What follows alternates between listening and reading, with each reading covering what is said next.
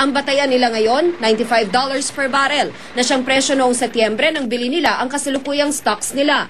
Ang pag-aalis naman ng VAT sa langis ang hinihingi ng mga tricycle driver para naman maibaba ang presyo ng gasolina. Mahigit 200 tricycle na bahagi ng pagkakaisa ng magagawa sa transportasyon o PMT ang nag-motorcade sa Quezon Memorial Circle para hingin ito. Kontra rito si Recto na siyang nag-akda ng RVAT noon. I think if you remove the VAT on oil, that will create tremendous pressure for the economy to fall. In fact, if we didn't do the VAT in 2004, 2005, the economy, not because of the global financial crisis, but the economy probably would have fell already in 2005 of our own doing. Tina Panganiban Perez, Nakatutok, 24 Oras. Mga kapuso, hanggang ngayon po, hindi pa rin umaharap sa media ang may-ari ng bus na nasangkot sa malagim na aksidente sa EDSA nitong Martes.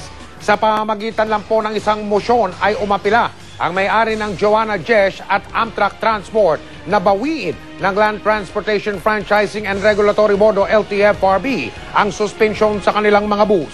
Nakatutok si Ivan Mayrina.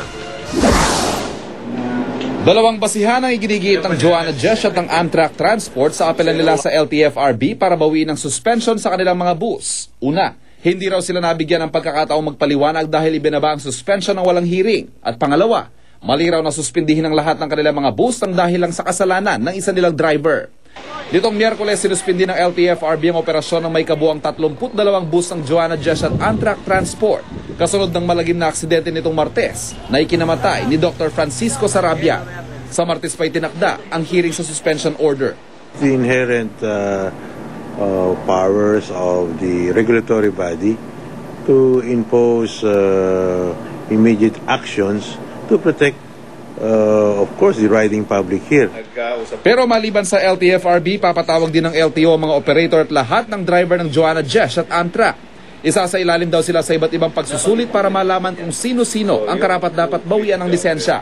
Ang mga sasabi, maghanap na sila ng ibang profesyon pagka ganun.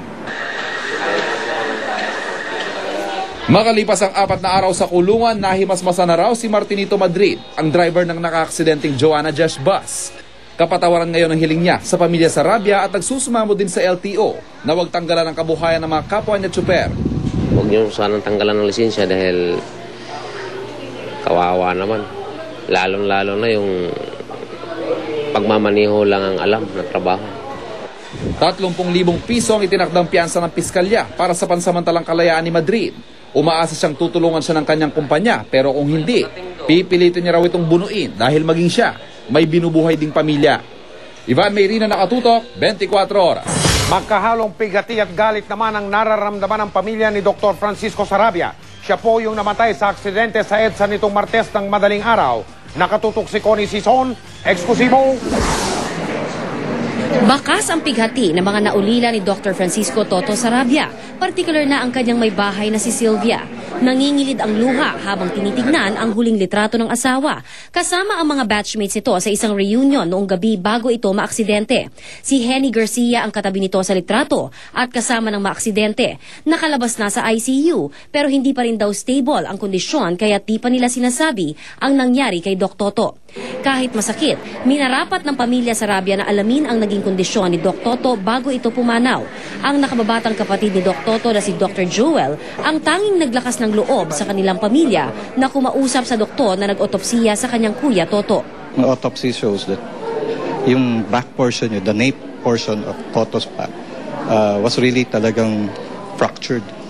So by that incident, talagang hindi siya talaga magigising. Nagngingit-ngit namang sinagot ng panganay na kapatid na si Monty ang pahayag ng suspect na si Martinito Madrid noong isang araw. Kapag hindi daw sila magpapatakbo ng mabilis at papatay-patay daw sila, hindi daw sila kikita. Hindi nila alam makakapatay pala sila ng tao. Just to earn what? A few pesos? Kagabi nagpunta ang LTFRB sa burol ni Doc Toto. Iniabot ang notice ng ahensya sa investigasyon na gagawin nito tungkol sa insidente sa Martes. Sa investigasyon, inaasahang makakaharap ng pamilya Sarabia ang operator ng Joanna Jess Transport Corporation. Siniguro naman ng pamilya Sarabia na dadalo sila sa imbitasyon ng LTFRB. Connie Sison, Nakatutok, 24 Oras. Kaligtasan mo sa Alerto 24. Binulabog po ng bomb threat ang isang call center sa Mandaluyong. Si Rida Reyes, naka-alerto 24. 3 oras na antalang operasyon ng Accenture Call Center Company sa Robinson Cybergate Center 2 sa Mandaluyong City nitong Huwebes ng hating gabi matapos bulabugin ng bomb scare ang gusali. We communicated to the authorities and now they're checking the floors to make sure that it's safe for our employees. Base sa mga empleyadong tumangging humarap sa kamera, pasado alas 12 ng hating gabi nang pinalika sila sa gusali dahil umano sa isasagawang fire drill.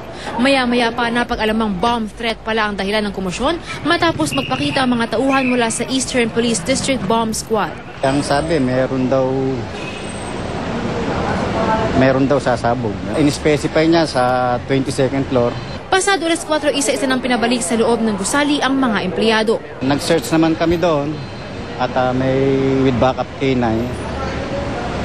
Clear naman, wala namang problema. Bandang alas 5 ng umaga, nagbalik na sa normal ang operasyon. Rida Reyes, naka-alerto, 24 oras. Wala pa rin pong kadala-dala ang mga nagbebenta ng tinatawag na double dead o double dead na karning baboy sa Balintawak Market. Sa panibagong operasyon ng mga otoridad, 3 toneladang hot meat kung tawagin ang nasamsam si Oscar Oida. Naka-alerto 24. Agad nagpulasan ng mga tindero ng tinatawag na botcha o double dead na karne ng baboy nang mamataan ng mga pulis at mga elemento ng Quezon City Veterinary Office.